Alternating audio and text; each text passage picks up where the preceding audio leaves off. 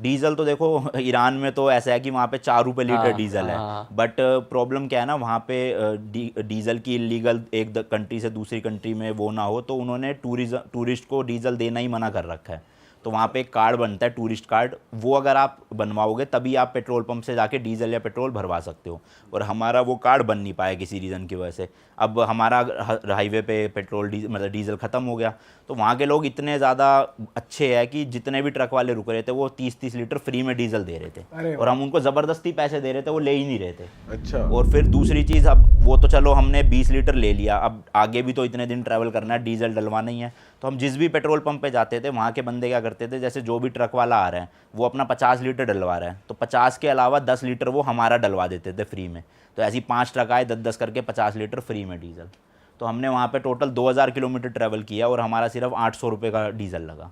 भाई ये तो बढ़िया यार, अच्छे लोग यार वहाँ के, ये तो बढ़िया चीज़। ये लोग मतलब वहाँ चलते चलते ही लोग आपको घर पे इनवाइट कर लेंगे कि आ जाओ चाय के लिए आ जाओ। तो अच्छा। मतलब बहुत बहुत जैसे ईरान की ना लोगों के मन में एक वो बनी हुई है कि बहुत टेररिज्म होगा या लोग अच्छे नहीं होंगे, बट ऐसा कुछ नहीं था। मेरे को मतलब सबसे ज़्यादा मज़ा जो है ना लोगों के मामले में वो ईरान और टर्की में ही आया। मतलब वहाँ के लोग बहुत बढ़िया थे। किसी के आप घर पे गए, किसी ने आपको बुलाया चाय हाँ पे? 2-4 लोग बने थे वहाँ पे, एक हमारे गाइड थे वो थे, उनके साथ भी गए। तो मतलब अच्छे लोग थे काफ़ी, पैसे नहीं लेते थे आधी जगहों पे कि मतलब कुछ चीज़ दे रहे हैं तो पैसे लेने से मना कर देते। जैसे उनको इंडिया नहीं पता, उनको हिंदुस्तान पता है। तो मतलब हम शुरू में हम इंडिया बोलते तो उन्हें समझ नहीं आता था।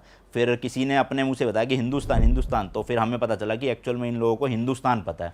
तो हम जहाँ भी हिंदुस्तान बताते थे ना, ज़्यादातर लोग पैसे नहीं लेते थे या फिर कम कर देते थे या अच्छा बिहेवियर हो जाता था उनका काफ़ी ज़्यादा। और भाई जैसे यहाँ पे तो राइट हैंड ड्राइव है और पूरे यूरोप में ऑलमोस्ट लेफ्ट हैंड है। ड्राइव ही है, तो आपको वो उसमें दिक्कत नहीं आई? हाँ मतलब जब ईरान में हमने शुरू करी अपनी जर्नी, वो भी लेफ्ट हैंड ड्राइव ही है, तो मतलब एक दिन लगा था अडेप्ट होने में और पहले दिन एक्सीडेंट भी हो गया था। तो होता क्या, हमारे इंडिया में हमें राइट से ओवरटेक करना है, वहाँ लेफ्ट हैंड ड्राइव है तो लेफ्ट से ओवरटेक करना है। बट हमारी स्टीयरिंग व्हील राइट वाली थी गाड़ी, तो अगर मुझे किसी, मान लो एक सिंगल रोड है और आगे मेरे ट्रक जा रहा है और मुझे उसको ओवरटेक करना है, तो मुझे तो दिखाई नहीं दे रहा उधर क्या है। तो मुझे अपने पैसेंजर जो साथ में बैठा को ड्राइवर, उससे पूछना पड़ेगा।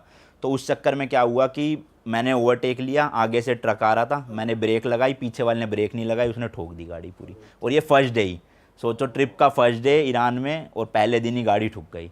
मतलब उस टाइम तो ऐसा हो रहा था पता नहीं ट्रिप हो पाएगी या नहीं हो पाएगी, बट उसके बाद टचवुड एक भी एक्सीडेंट नहीं हुआ, कोई दिक्कत नहीं हुई और स्मूथ गया सब कुछ। तो आपने रिपेयर कराया गाड़ी या रिपेयर वैसे नहीं ही करवाया, चलाई? एक्चुअली जो डिक्की थी ना वो पूरी दब गई थी, तो मैकेनिकली कुछ इशू नहीं आया। अगर मैकेनिकली आता तो ना तो वहाँ रिपेयर हो पाती और फिर इंडिया शिप ही करनी पड़ती गाड़ी वहाँ। तो आप दिल्ली से ईरान गए थे पहले? हाँ इसका ना रूट ये भी था कि हम चाइना वाले रूट से जा सकते थे, बट उस टाइम पे चाइना ने बंद कर रखी थी एंट्री। अब मैं ऑस्ट्रेलिया वाली में चाइना से गया हूँ, बट उस टाइम पे फिर हमने इंडिया मुंबई से शिप करी थी गाड़ी ईरान, और हम गए यहाँ से दुबई और दुबई से ईरान, फिर वहाँ से हमने गाड़ी पिक करी और फिर पूरा बाय रोड।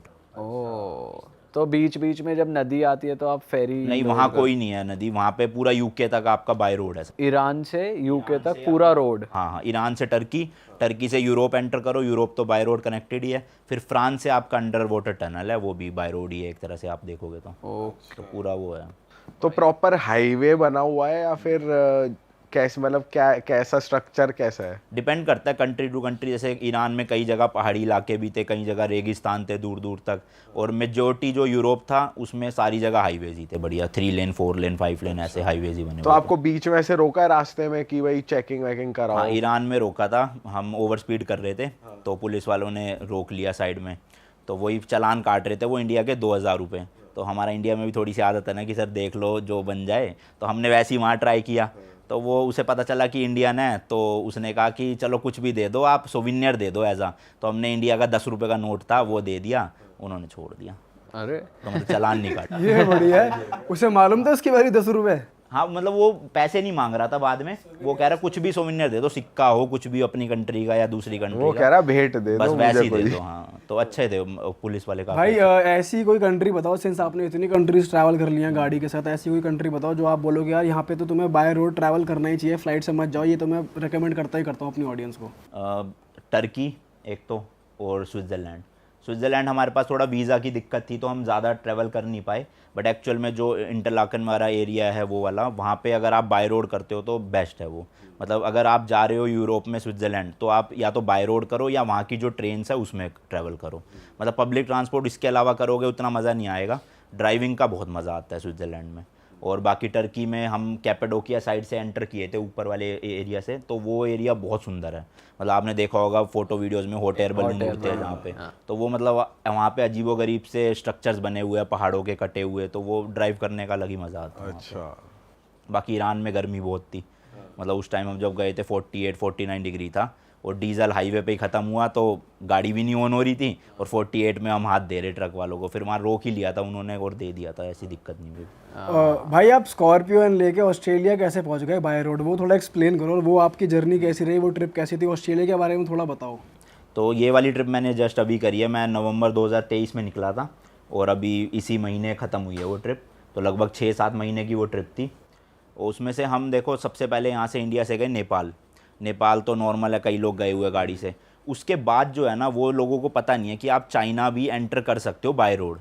जैसे लोगों को लगता है कि इंडिया चाइना के बीच में काफ़ी वो चल रही है, तो आप बाय रोड ट्रैवल नहीं कर सकते वहाँ, बट ऐसा नहीं है। इंडिया और चाइना के बीच में भी काफ़ी बॉर्डर्स है, बट आप वो नहीं कर सकते, पर आप नेपाल से चाइना जा सकते हो। तो वैसे तो अब लोग कहेंगे कि वो तिब्बत है, चाइना नहीं है, बट वो अब चाइना के अंडर ही है, तो हम उस चीज़ में ज़्यादा पॉलिटिकली जाना नहीं चाहेंगे जो भी है, बट अभी करंटली वो चाइना के अंडर ही आता है। वहाँ पे इमिग्रेशन ऑफिसर्स, पुलिस सब चाइना की है।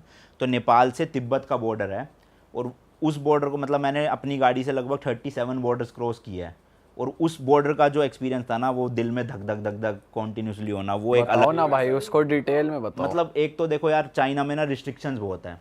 जैसे हमें जो हमारे गाइड थे ना, मतलब आप चाइना में अकेले ट्रैवल नहीं कर सकते अब, अगर अपनी गाड़ी से कर रहे हो। आप फ्लाइट से जा रहे हो, बीजिंग जाओ, कोई रोक टोक नहीं है, कुछ नहीं है। बट अगर आप बाय रोड ट्रैवल कर रहे हो, तो आपको एक परमानेंट 24 घंटे एक गाइड रखना पड़ेगा, जो वहाँ की गवर्नमेंट से अप्रूव्ड होगा। वो हमारी ही गाड़ी में ट्रैवल करेगा, सेम होटल में रुकेगा, और जब तक आप एंटर करे हो और जब तक एग्जिट करे हो, उतने दिन वो आपके साथ रहेगा।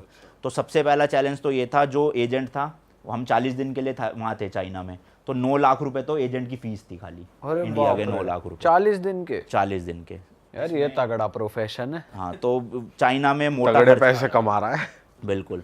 तो 9 लाख रुपए तो उन्होंने लिए, प्लस हमारा ट्रैवल अलग, डीजल अलग, टोल टैक्स अलग, होटल अलग, खाना अलग। तो चाइना एक तो एक्सपेंसिव बहुत पड़ा इस चीज़ में। दूसरी चीज़, वहाँ पे रिस्ट्रिक्शंस बहुत थी। आपका जैसे ही आप बॉर्डर क्रॉस करोगे ना, वहाँ पे इमिग्रेशन ऑफिसर्स खड़े आपका फ़ोन चेक करते हैं लिटरली खोल के, कि आपके फ़ोन में दलाई लामा की कोई फ़ोटो तो नहीं है, ठीक है। दूसरी चीज़, चाइना के खिलाफ आपने कुछ पोस्ट तो नहीं कर रखा, या कुछ ऐसा चीज़ तो नहीं ऑब्जेक्शनेबल, कोई पोर्न वीडियोस तो नहीं है, कुछ वैसा कंटेंट तो नहीं है, कोई बुक तो नहीं आप कैरी कर रहे हैं। तो स्ट्रिक्टनेस बहुत है वहाँ पे। तो उस चीज़ को लेकर डर बहुत लग रहा था कि एंट्री रिजेक्ट ना हो जाए, 9 लाख रुपए भर चुके हैं ट्रिप की भी, फिर ऐसी तैसी मच जाएगी पूरी। तो वो थोड़ा सा डर था। बट नंबर प्लेट भी आप बता रहे थे चेंज करनी हाँ, पड़ती नंबर है। प्लेट क्या है, जब हम चाइना मतलब तिब्बत में एंटर करते हैं, तो 3-4 दिन तो आपको अलाउड होता है आपकी नंबर प्लेट में। फिर उसके बाद एक शहर आता है सिगात्से करके, तो वहाँ पे उनकी रोड अथॉरिटी है जो नंबर प्लेट इशू करती है। फिर वहाँ से आपको अपना एक चाइनीज़ ड्राइविंग लाइसेंस देना पड़ता है, और नंबर प्लेट लेनी पड़ती है जो चाइनीज़ में ही लिखी होती है। फिर आप आगे ट्रैवल कर सकते हैं। उसमें कितना खर्चा आता है? वो सब एजेंसी का फीस में इंक्लूडेड है। अच्छा। जो वो है ना नंबर प्लेट और लाइसेंस, वो एजेंसी देखती है। अरे वाह, आपने ये वीडियो यहाँ तक देख ली भाई, तुमने हमारी मेहनत सफल कर दिया, तुम ही लोग हो असली रियल हिट। और अगर आपको बहुत मजा आ रहा है ऐसी क्लिप्स में, ऐसी वीडियोस में, तो फटाफट जाइए प्लेलिस्ट पे बिंज वॉच कीजिए, सारी वीडियोस देख डालो और मौज काटो। That is it. हम मिलेंगे नए पॉडकास्ट में, नए क्लिप में। Till then bye bye, see you, take care, do subscribe.